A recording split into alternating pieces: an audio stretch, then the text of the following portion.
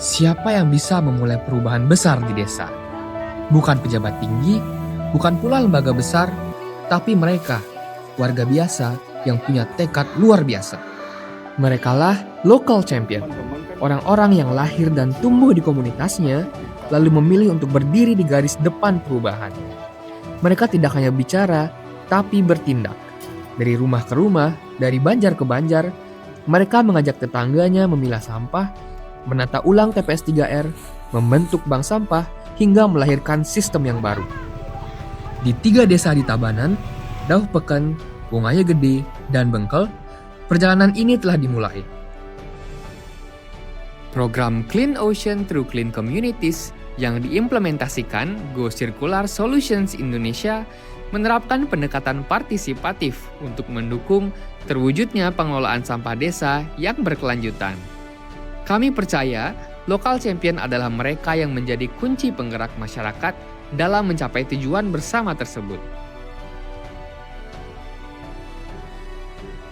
Dengan tantangan yang berbeda, tapi semangat yang sama, membuktikan bahwa perubahan bisa dimulai dari yang paling dekat. Ini adalah kisah tentang mereka, tentang bagaimana satu suara bisa menyalakan gerakan pengelolaan sampah yang lebih adil, partisipatif, dan berkelanjutan. Lokal champion di 3 desa itu adalah Ibu Ani dan Pak Dimas di Wongaya Gede, Ibu Andri dan Ibu Alin di Dauh Peken, dan Ibu Santi dan Pak Bintang di Desa Bengkel. Mari simak perjalanan mereka masing-masing. Kita mulai dari Desa Wongaya Gede, kawasan hulu vital yang berfungsi sebagai penjaga mata air dan kesuburan tanah. Tantangan di sini sangat mendesak.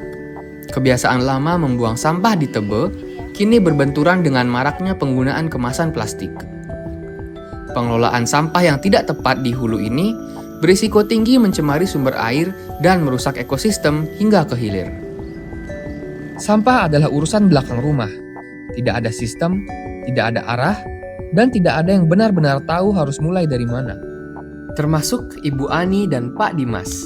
Mereka bukan aktivis, bukan juga ahli lingkungan, hanya seorang warga biasa. Tapi satu hal yang luar biasa, mereka mau melangkah. Mereka memulai dari nol, mengajak masyarakat desa mengenali pemilahan hingga memahami alur pengelolaan sampah. Namun, langkah ini tidak mudah. Salah satu yang paling dirasakan adalah persepsi. Pas ngayah nyapu, kegiatan kerja bakti itu, kita udah sering bilang ke warga kalau dipilah khusus sampah organik dan anorganiknya. Kita juga kasih kampil di masing-masing rumah warga biar bisa dipilah. Kendalanya kita itu kan kadang kampilnya itu sampai hujanan sampahnya, kita lagi bongkar. Ada juga yang digabung sampahnya, plastik sama botol tuh masih jadi satu, padahal kita udah bilang plastik tuh dilainkan sama botol-botol. Memang sih katanya kita itu gimana ya? Udah pilah, tapi kita ngecek lagi gitu. Ya gimana ya, kita ini kan harus menyadarkan warga juga biar untuk memilah sampahnya itu lebih ini lagi ditingkatkan, maksudnya jangan asal kita bawa sampah ke bank sampah, tapi kita juga harus tahu jenis-jenis sampah gitu. Sering yang kadang juga share di grup tentang harga beli sampahnya, kalau yang botol sekian, untuk plastiknya sekian, biar masyarakat juga ada semangatnya. Ya nabung, walaupun harganya nggak seberapa, tapi kan kalau nabung ini dia jadi semangat gitu. Gimana ya menyadarkan masyarakat tuh memang susah-susah gampang. Kita kalau terlalu juga gini dibilang cerewet ya. Kalau kita terus mengingatkan, setiap ngarah kita tuh ke rumah-rumah, ke WA per WA juga kita ngarah kasih tahu. Kalau ada warga, pokoknya kan kayak tadi tuh digabung sampahnya kita kasih tahu langsung. Biasanya gitu sih kalau habis kan kegiatan kerja bakti kita tiap bulan. Nanti yang kumpulin dulu warganya, kasih tahu kalau tiap bulan itu kita pasti nimbang sampah. Nanti kalau ada jadwal nimbang sampah, pasti kita ke rumah-rumah kasih tahu warga. Jenis sampahnya kan nggak bisa semua, makanya tiang foto, tiang WA ini jenis sampahnya, ini harganya. Kalau kita jelasin juga kan mereka pasti lupa. Oh ya ini harganya. Tantangan paling berat itu adalah menyadarkan warga. Artinya memancing warga itu supaya maulah datang ke bank sampah. Dulu pertama sekali sebenarnya yang dibuka bank sampah ini, semua warga itu naruhnya ke sini. Jadi satu gitu loh. Karena sedikit yang datang lah. Nah, akhirnya dari pengalaman itu yang berkoordinasi dengan para kawil, terus dengan kepala desa tentunya. Dan akhirnya kami ngambillah keputusan bahwa warga itu cukup menaruh sampah di depan rumah dengan catatan isi diambilnya itu isi nama, terus kita yang nimbang ke lapangan, kita yang ngangkut sampahnya bawa sini, nanti dari pihak pengepulnya mengambil di sini gitu. Nasabah sekarang bertambah jadi 58. Sebelumnya berapa ya? Ya dari awal itu cuma 22 kalau nggak salah. Sekarang bertambah. Ya ada kesadaran dari masyarakat. Dari lanskap pegunungan, kita bergeser ke realitas yang sama sekali berbeda, denyut nadi perkotaan di desa Dauh Peken. Sebagai wilayah urban yang padat, tantangan di sini bukan lagi soal jarak, melainkan volume. Kepadatan penduduk yang tinggi dan aktivitas ekonomi yang masif, ini adalah pertarungan harian melawan volume sampah yang tinggi. TPS 3R di desa Dauh Peken tidak berjalan optimal selama beberapa tahun. Di samping itu, warga juga pernah kehilangan kepercayaan karena sistem yang mereka bangun bersama tidak lagi sejalan dengan harapan awal. Namun, dari reruntuhan kepercayaan itu, terdapat dua sosok yang tidak menyerah. Ibu Andri, seorang ibu rumah tangga sekaligus penggerak kelompok wanita tani, dan Ibu Alin, ketua TPS 3R, bukan ahli, bukan tokoh publik, tapi mereka tahu satu hal. Jika desa ini ingin bangkit, harus ada yang mulai. Didukung oleh CLOCC bersama Gosek, Bu Andri bersama Bu Alin memulai kembali dari akar. Tantangan terbesar kita adalah mindset. Jadi banyak warga atau yang masih tidak peduli terhadap lingkungan. Mereka memang membersihkan rumah mereka, tapi mereka justru mengotori tempat lain. Mereka kadang menitipkan sampah di depan jalan. Yang paling utama itu kan dengan adanya aturan atau perdes yang mewajibkan seluruh warga untuk melakukan pemilahan sampah berdasarkan jenisnya di rumah tangga masing-masing. Jadi kita menyamaratakan, jadi tidak ada kesenjangan antara pengangkutan optaker satu dengan optaker lainnya. Jadi semua optaker juga beracuan pada perdes, dan selain itu, kita wajib melakukan edukasi tentang pentingnya mengelola sampah di tingkat-tingkat banjar dan di sekolah-sekolah. Nah, waktu itu kami mulai pola terpilah untuk tujuan edukasi. Kami mengajak yang sudah mau. Pertama kali kami hanya 5 pelanggan saja. Nah, di situ kita juga berbarengan membangkitkan lagi bank sampah. Nah, bank sampah ini kebetulan karena kami juga punya kelompok pemberdayaan, itu kelompok wanita tani Kota Pala. Kita mulai dari ibu-ibu yang memang sudah ada keterikatan batin untuk berproses bersama. Jadi kita mulai sadarkan bahwa pentingnya kita mengelola sampah kita, baik organik maupun anorganik. Hari ini, TPS 3R yang dulu pasif, kini hidup dengan lebih dari 600 pelanggan.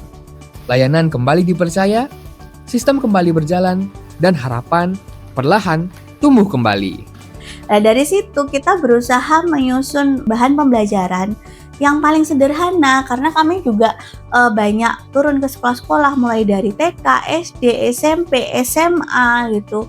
Kita sharing, bahkan guru-gurunya pun kita ajak sharing gitu, dan itu banyak loh yang nggak tahu bahwa oh ternyata masa urai masing-masing sampah anorganik itu berbeda-beda. Nah, yang hal seperti itulah yang akhirnya kita pelajari terus-menerus dan kita bagikan, dan akhirnya dengan bahasa yang sederhana bisa menggugah kesadaran mereka gitu loh. Oh iya ya, benar juga gitu. Jadi kita nggak usah terlalu, kadang-kadang saya melihat teman-teman yang memang sudah setiap hari bergelut dengan masalah sampah ini, ya mereka memandang hal itu, masa nggak tahu sih kalau kayak gitu tuh jadi masalah.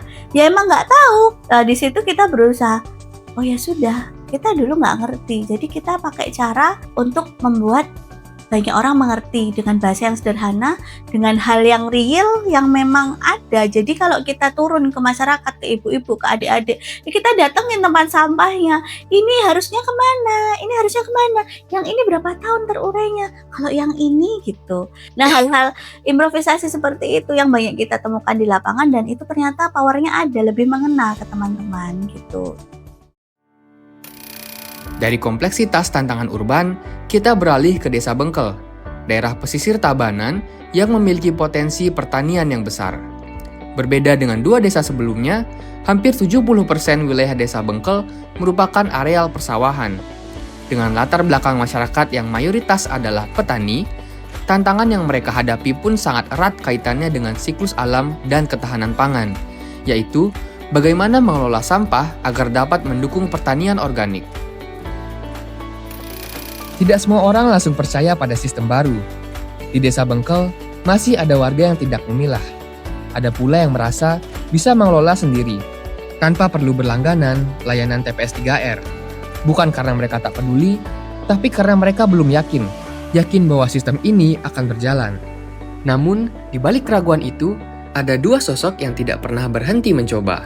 Pak Bintang sebagai motor penggerak di lapangan, dan Ibu Santi yang menggerakkan dari hati ke hati. Mereka bahu-membahu membangun keyakinan bahwa sistem ini akan berhasil. Awal saya bertugas di TPS 3R ini tentunya ada banyak tantangan. Tantangan terbesar saya sih adalah meyakinkan warga untuk benar-benar lagi memilah sampahnya dengan baik. Karena hampir sebagian besar sampah yang datang di sini dalam keadaan tidak terpilah. Di awal-awal saya harus membenahi dulu sistem yang ada di dalam TPS. Tugas dari masing-masing petugas itu masih belum bisa terkoordinasi dengan baik. Setelah berjalan dengan baik, baru saya melihat keluar tantangan dari pelanggan TPS 3R. Waktu itu kami membenahi sistem pelayanan yang ada. Di awal ada layanan 150.000 itu tercampur. Nah, saya rubah layanan itu menjadi 30.000. Tidak ada lagi layanan 150.000, semua wajib memilah. Tantangannya adalah rata-rata yang saya suruh memilah itu semuanya menolak. Padahal kami sudah edukasi berkali-kali, di masing-masing kantong itu sudah ada tulisannya untuk sampah apa aja, di komposter itu untuk sampah apa saja. Dan itu pun saya sudah infokan di grup layanan, pelanggan nomor sekian tidak dipilah dengan baik, mohon dipilah kembali sampahnya. Dan kami berikan edukasi lagi pelan-pelan. Sebelum saya berani mengajak orang-orang untuk memilah sampah, saya sudah setahun lebih dulu mengelola sampah saya sendiri. Nah, setelah itu saya rasa saya aja bisa, kenapa orang lain tidak bisa? Akhirnya saya memberanikan diri bersama suami yang kebetulan juga kepala desa untuk ayo kita coba buka bank sampah. Yang pertama, kita setelah terbentuknya kadar bank sampah diwajibkan turun setiap 1 bulan sekali di masing-masing banjar, mengedukasi masyarakat untuk memilah, melihat, memantau pilahan warga di rumah tangga masing-masing. Dan yang kedua, kita juga turun ke banjar-banjar waktu rapat, sosialisasi, memberikan pengarahan cara memilah, memutarkan video, dan lain sebagainya agar masyarakat nanti mampu dan mengerti untuk pemilahan sampah di rumah tangga masing-masing. Sebenarnya yang di rumah pun sangat-sangat sering sekali mengedukasi istri, anak-anak. Sampai saya bilang sampah itu nggak bisa pindah dari tempatnya. Makanya kita sudah sediakan tempat di rumah, tolong sampahnya dibawa ke tempat sampah. Di sana kan sudah tertera anorganik, organik, dan residu. Sebenarnya sama teman-teman tuh gampang sama teman-teman yang kita ajak.